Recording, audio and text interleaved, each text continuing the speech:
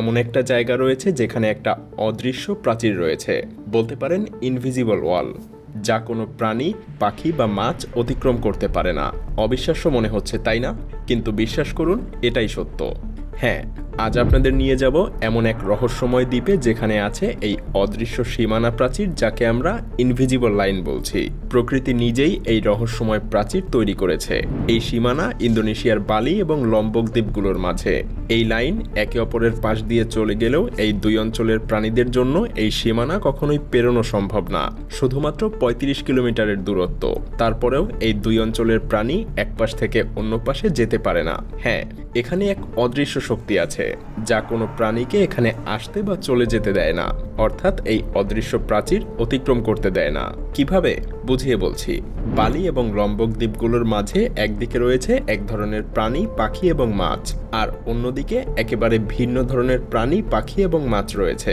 আপনি যখন বালি থেকে লম্বক পৌঁছাবেন তখন আপনি বুঝতে পারবেন যে যতটুকু ঘুরে দেখেছেন সবকিছুই মুহূর্তের মধ্যে বদলে গেছে।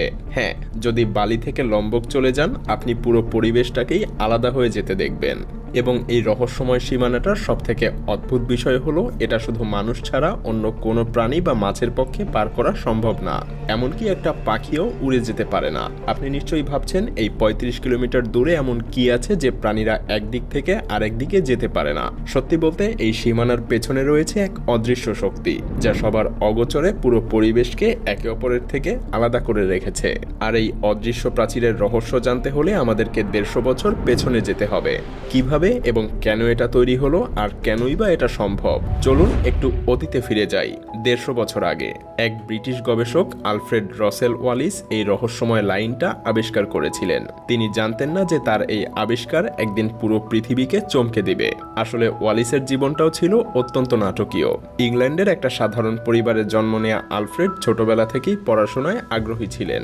তবে পরিবারের অভাব অনটন তাকে পড়াশোনা ছেড়ে তার বাবার সাথে, যিনি ছিলেন একজন কার্টোগ্রাফার অর্থাৎ মানচিত্রবিদ, তার সাথে যাত্রা করতে বাধ্য করেছিল।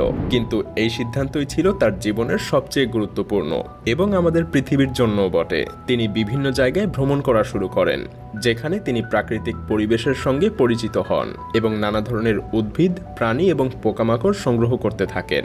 এভাবেই তিনি ১৮৫৪ সালে একদিন নৌকা নিয়ে ৩৫ কিলোমিটার দূরে লম্বক দ্বীপে চলে যান। আর সেখানে পৌঁছানোর পরে তিনি প্রথমবারের মতো উপলব্ধি করেন কিছু একটা অস্বাভাবিক ঘটছে।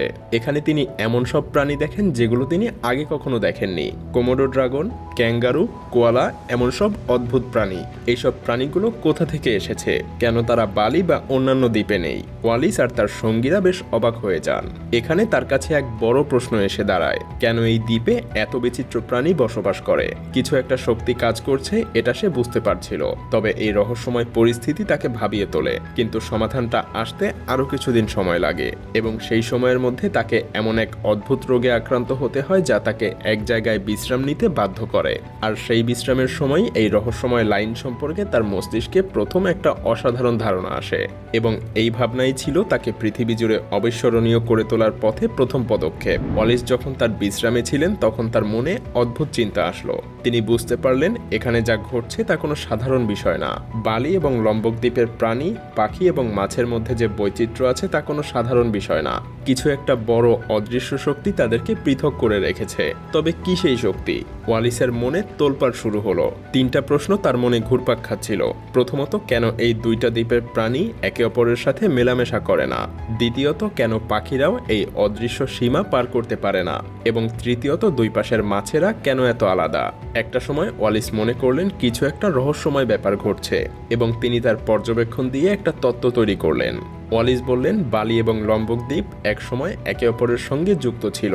বহু আগে যখন পৃথিবী একেবারে আলাদা ছিল, তখন এশিয়া এবং অস্ট্রেলিয়া মহাদেশ একসাথে ছিল। কিন্তু যখন পৃথিবীর তাপমাত্রা বেড়ে যায় এবং সমুদ্রের পানি বৃদ্ধি পায়, তখন এই দুটো মহাদেশ আলাদা হয়ে যেতে থাকে এবং আলাদা হয়ে যায়। ওয়ালিসের থিওরি অনুযায়ী যে প্রাণীরা বালি দ্বীপে বসবাস করে তারা মূলত এশিয়ার প্রাণী, যেমন হাতি, বাঘ এবং আরও অনেক প্রজাতির প্রাণী। আর যারা লম্বক দ্বীপে থাকে তারা অস্ট্রেলিয়ার প্রাণী, যেমন ক্যাঙ্গারু, কোয়ালা এবং কোমোডো ড্রাগন। আর এই প্রাণীগুলো একে অপরের সঙ্গে মিশতে পারে না, কারণ তারা লাখ লাখ বছর আগেই আলাদা হয়ে গেছে, যখন পৃথিবী থেকে এক মহাদেশ ভেঙে নতুন দ্বীপ এবং সমুদ্র তৈরি হয়েছিল। এই তত্ত্বটা সেই সময়ে শুধু প্রাণীদের বৈচিত্র্যই ব্যাখ্যা করে না, বরং বৈজ্ঞানিক দৃষ্টিকোণ থেকেও পৃথিবীর সম্পর্কে আমাদের ধারণা বদলে দেয়। যদিও সেই সময়ের বহু বছর পরে আমরা এখন বিজ্ঞানের কল্যাণে জানতে পেরেছি যে আমাদের পৃথিবী কখনোই একরকম ছিল না। এটা একটা চলমান প্ল্যানেট, যেখানে মহাদেশগুলোর প্লেট টেকটনিক্সের মাধ্যমে ধীরে ধীরে একে অপরের থেকে বিচ্ছিন্ন হয়ে যাচ্ছে, আর এটা এখনো চলমান।